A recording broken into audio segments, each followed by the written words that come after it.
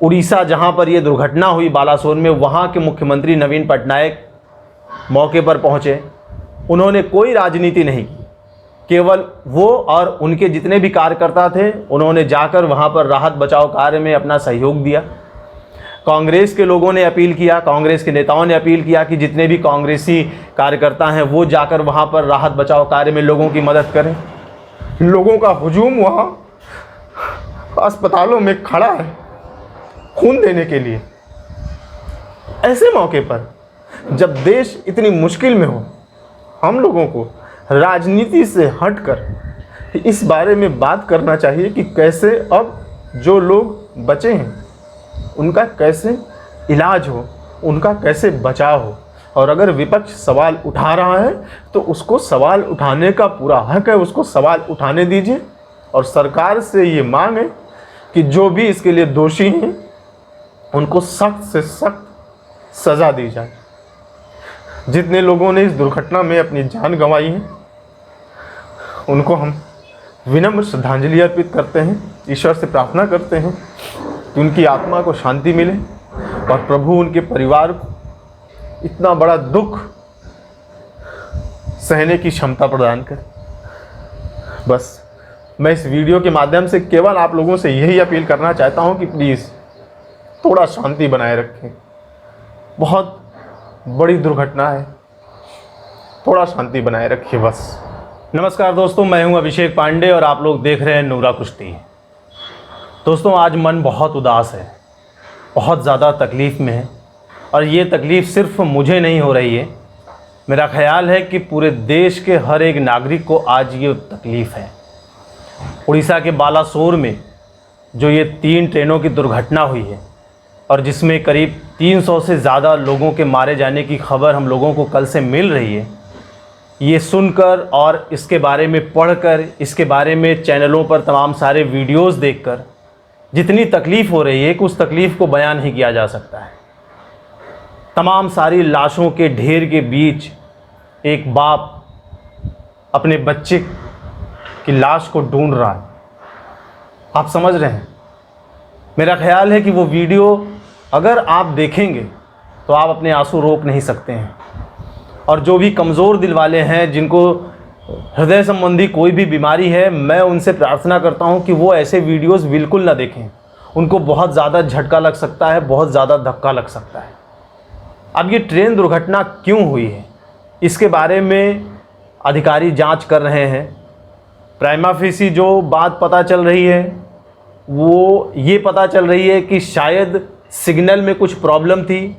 मालगाड़ी loop line पे खड़ी थी, एक ट्रेन को मेन लाइन से जाना था, मालगाड़ी के कुछ डब्बे मेन लाइन पे रह गए थे, उससे टकरा गई ट्रेन। या उसको मेन लाइन पे जाना था और सिग्नल उसको सही नहीं मिला, वो लूप लाइन पे चली गई और मालगाड़ी से टकरा गई। टकरा के उसके कुछ डब्बे दूसरी मेन लाइन पे आ गए। दूसरी मेन लाइन पर तीसरी ट्रेन जा रही थी और उससे ये दुर्घटना और बड़ी हो गई। इस तरह की जांच से ये बात अभी सामने फ़िलहाल आई है। अब सबसे बड़ी मुश्किल की बात है कि क्या हुआ था, इसके बारे में सोचने से ज़्यादा ज़रूरी है कि क्या हो सकता है और ऐसा क्यों हुआ था, इसके बारे में बात करना। लोग ट्विटर पर, सोशल मीडिया पर तमाम तरीके की बातें कर रहे हैं।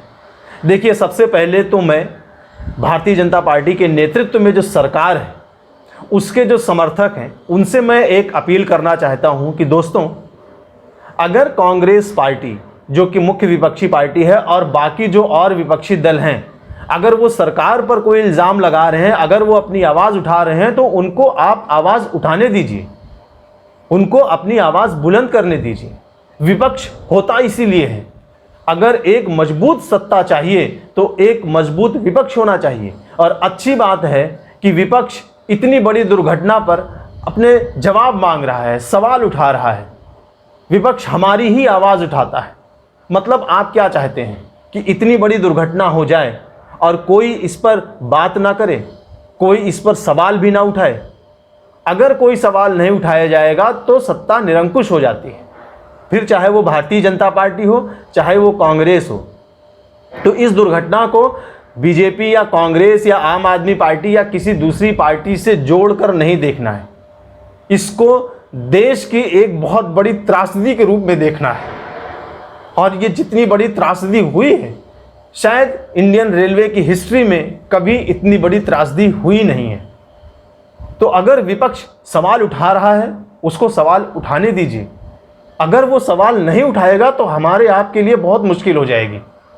वो सवाल उठाएगा, सत्ता पक्ष मजबूर होगा उन सवालों का जवाब देने के लिए। जो लोग यहाँ बैठकर और सरकार को डिफेंड कर रहे हैं, आप कल्पना कीजिए कि ईश्वर ना करे कि उस दुर्घटना में हमारे या आपके परिवार का कोई सदस्य उसमें शामिल होता और उसकी जान जाती, तो आप क्या करते? आप सरकार का बचाव करते या आप विपक्ष का साथ देते? विपक्ष जो सवाल उठा रहा है, आप भी वही सवाल उठाते। तो आप देश का नागरिक बनिए। देश के नागरिक बनकर विपक्ष जो सवाल उठा रहा है, उसको सवाल उठाने की पूरी आज़ादी दीजिए। कांग्रेस के नेता अधीर रंजन चौधरी वहां गए थे। उन्होंने जाकर वहां पर देखा और उन्होंने खुद इस बात की तारीफ की है कि जिस तरीके के राहत बचाव कार्य हो रहे हैं, ये बहुत अच्छी बात है।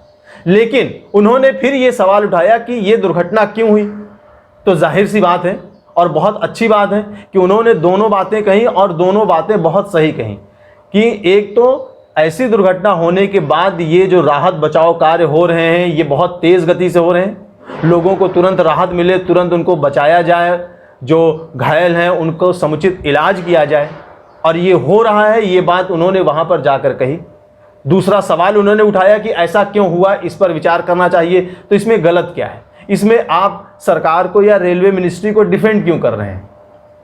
उनको इस बात का जवाब देना पड़ेगा ना, और देना चाहिए भी कि ये दुर्घटना क्यों हुई।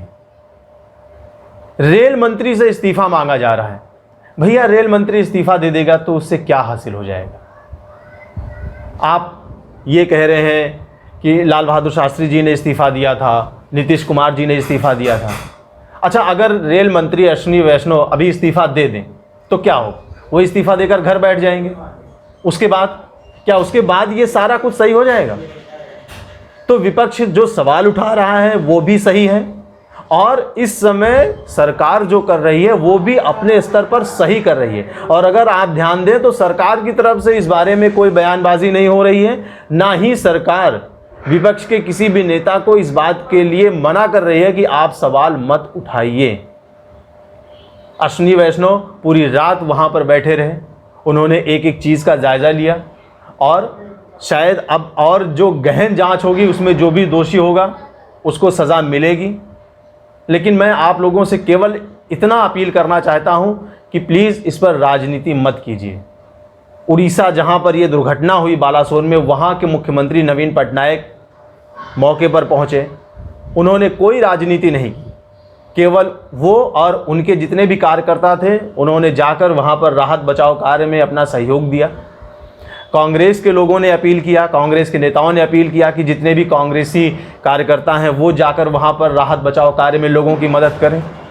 लोगों का हुजूम वहां अस्पतालों में खड़ा है खून देने के लिए। ऐसे मौके पर जब देश इतनी मुश्किल में हो, हम लोगों को राजनीति से हटकर इस बारे में बात करना चाहिए कि कैसे अब जो लोग बचे हैं उनका कैसे इलाज हो, उनका कैसे बचाव हो।